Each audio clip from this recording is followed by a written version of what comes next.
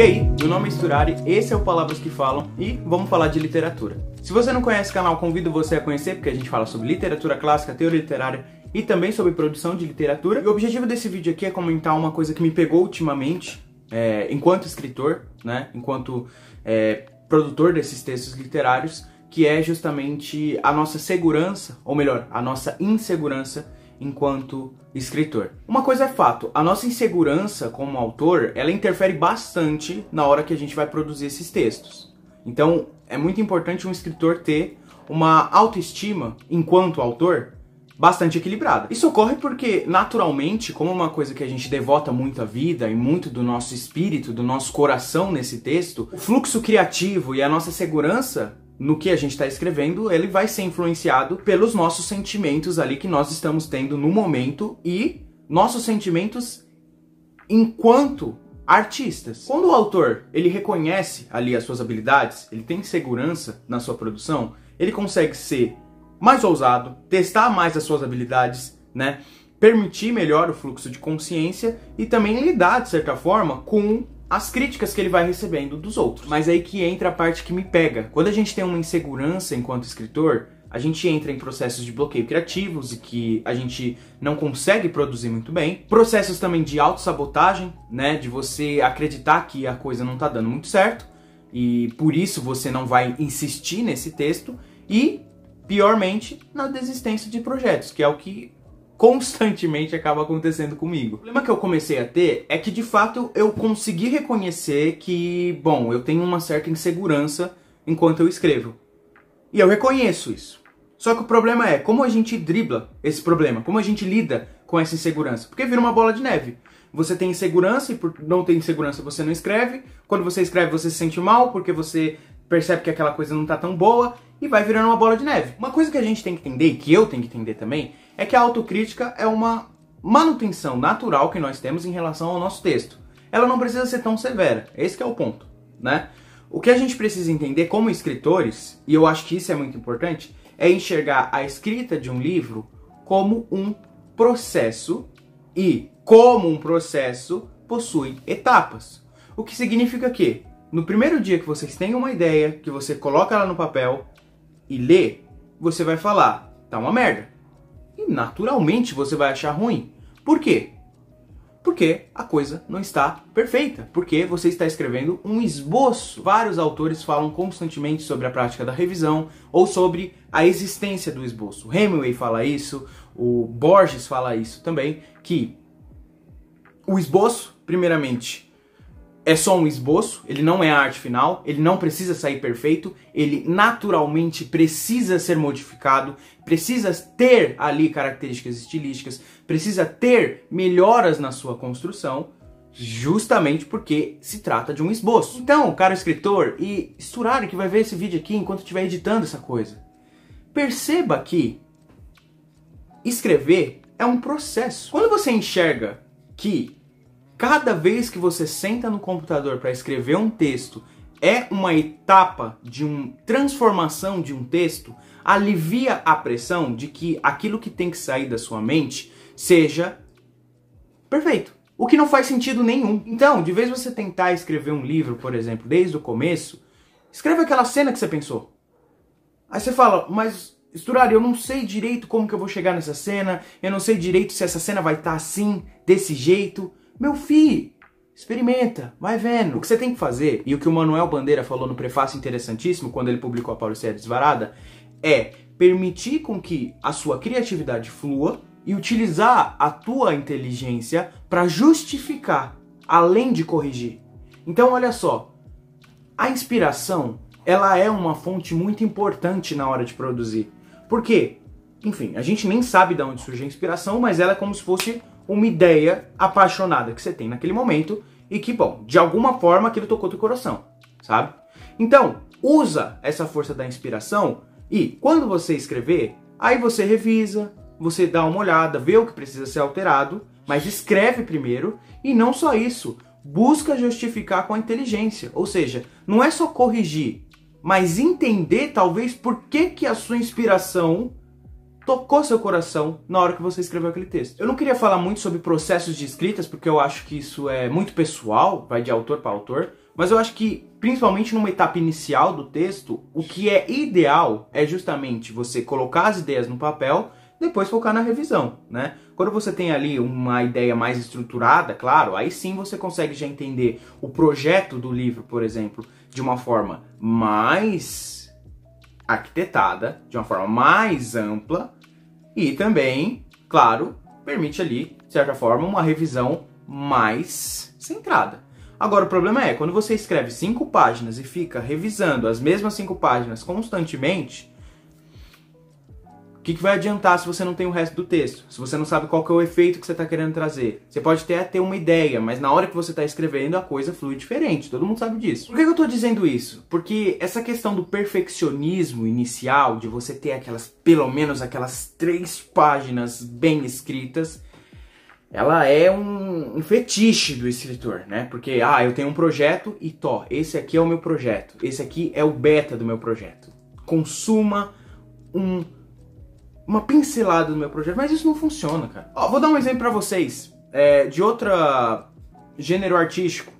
Vê uma time-lapse de um cara pintando.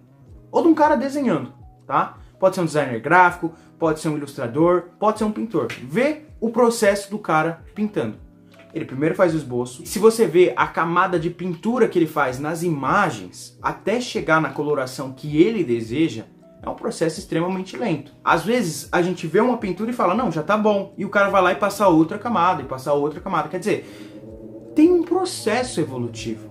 De novo, eu acho que perceber isso, mais uma vez, faz com que a gente entenda e alivie a pressão de que as coisas não vão sair perfeitas no começo. Eu sei que muitas das pessoas levam a escrita como hobby, eu sei que muitas das pessoas querem levar a escrita como profissão, eu sei que muitas pessoas querem levar a escrita como vocação, mas de todas as pessoas que existem, que gostam de escrever, todas têm que concordar uma coisa comigo. Vocês escrevem porque vocês gostam. Se você escreve porque você gosta, você tem que assumir pra mim que isso é a porra de um entretenimento. Sendo vocação, sendo profissão, sendo hobby.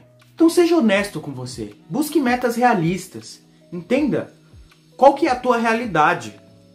Sabe? Se você vai conseguir escrever por meia hora por dia, cara, usa meia hora. Eu até pesquisei um pouco para fazer esse vídeo e eu vi muitos casos de escritores famosos aí que a gente tem. Por exemplo, o Stephen King, ele fala muito sobre produção de escrita, né? E ele tem um processo de escrita muito metódico. Tipo, ele tem que escrever, sei lá, 5 páginas por dia. Ele escreve de tal horário até tal horário e não sei o quê. Mas, irmão, uma coisa que você tem que assumir pra mim, você não é o Stephen King. Eu não tô falando em relação à qualidade, porque eu nunca li nada do Stephen King. Eu nem sei se ele é um escritor bom ou não. Mas o ponto é, você não é o Stephen King. Eu não sei nem por que aquele velho escreve tanto.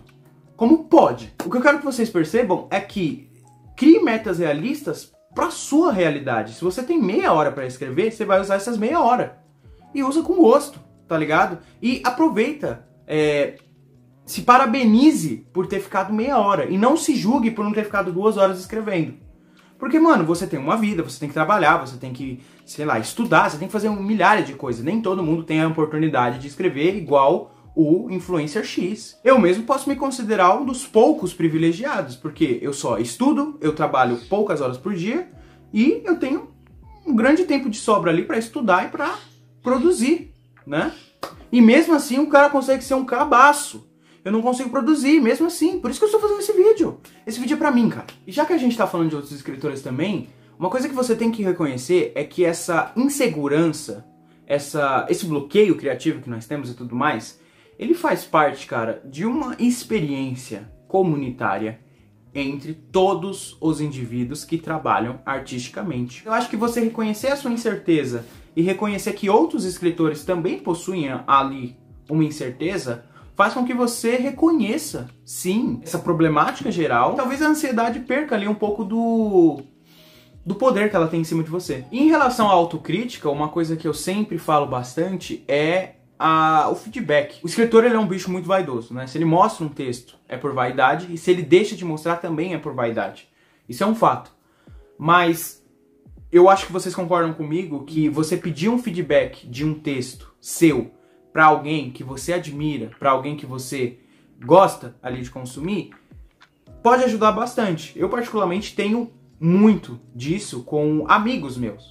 Eu tenho o Petrone, que eu já citei 1000 vezes aqui no canal, mas é um amigo meu que eu confio muito na produção literária dele. Mas também eu tenho a minha namorada, a Ruth, que é uma pessoa com quem eu converso muito sobre o que eu tô escrevendo. E às vezes eu mando áudios quilométricos para ela de coisas que eu nem vou escrever, mas são só ideias. Eu uso ela realmente como uma espécie de diário ali, porque isso faz com que o fluxo de ideia pelo menos flua. Inclusive, já aproveitando a deixa, talvez você não tenha ali alguém para dar um feedback, mas eu tô fazendo monitoria de escrita pelo Instagram, tá? Então, se você tiver alguma intenção, tiver algum texto que queira mostrar, só seguir lá que a gente conversa sobre valores. O que eu quis mostrar, pelo menos com essa parte do vídeo, é que vocês enxerguem que a escrita é um processo constante de evolução e não uma busca pela perfeição, tá?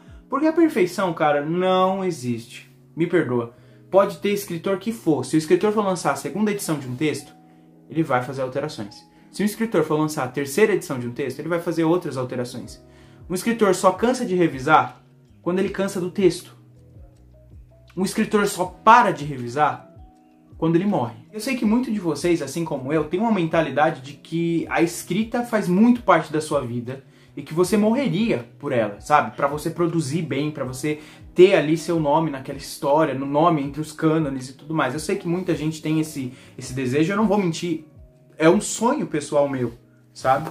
Só que, será que compensa? Às vezes a gente pensa tanto em morrer pela literatura, mas esquece que no fim a gente devia estar vivendo pela literatura. Talvez simplesmente produzir um texto, ler um texto e ter o seu texto lido, comentado, seja um prazer muito maior do que simplesmente estar entre os mais vendidos de uma livraria. Mas também não sei, né? Nunca publiquei um livro que fosse um grande sucesso, então talvez seja um prazer muito bom também. Mas a gente tem que pensar que talvez a gente não consiga chegar nisso. E aí? Nossa vida vai ser em vão? Uma última coisa que eu queria falar nesse vídeo, uma última longa coisa que eu queria falar nesse vídeo é o contrário. Enquanto a insegurança causa pra gente certos bloqueios, eu acho que o excesso da segurança também é algo que pode trazer muitas problemáticas na hora que a gente for produzir um texto. Porque pensa o seguinte, enquanto a insegurança pode paralisar uma escrita, o excesso da segurança pode levar o autor a cair em diversas armadilhas, a não aceitar críticas, a não produzir autocríticas e a entender a si mesmo como o grande escritor, como um ser perfeito, como um ser que vai mudar a literatura mundial, e a frustração é muito grande. A gente falou muito que a escrita é um processo de evolução, e quando o autor se entende acima das críticas, se entende acima dos comentários, ele não permite a própria evolução. E se a escrita é evolução, logo ele não está escrevendo porra nenhuma. O processo criativo, gente, ele é uma constante entre testar, ver se funciona, corrigir. Um autor que não tem autocrítica e que está preso ali dentro dos seus próprios ideais, vai fazer com que ele não tenha possibilidade de evoluir como escritor, de fato, né? O que vai estagnar a obra dele, que às vezes pode até ser boa, mas que vai estar paralisada numa estética e numa reflexão que muitas vezes não está plenamente aperfeiçoada. E como eu disse para vocês, o feedback é muito importante. Se você tem resistência a críticas externas, isso impossibilita a evolução do seu texto. Porque as críticas são interessantes porque muitas vezes você está ali focado num texto e você não enxerga alguns erros que para outros é muito óbvio. Por quê? Para você enxergar o texto completamente, você tem que sair do texto. Então por isso que muitos escritores só começam o processo de revisão de um texto meses depois de tê-lo terminado. Então é isso. Se você gostou do vídeo, deixa o like, se inscreve no canal, também me segue no Instagram e tem lá a monitoria, caso você tenha desejo, e a gente se vê no próximo vídeo.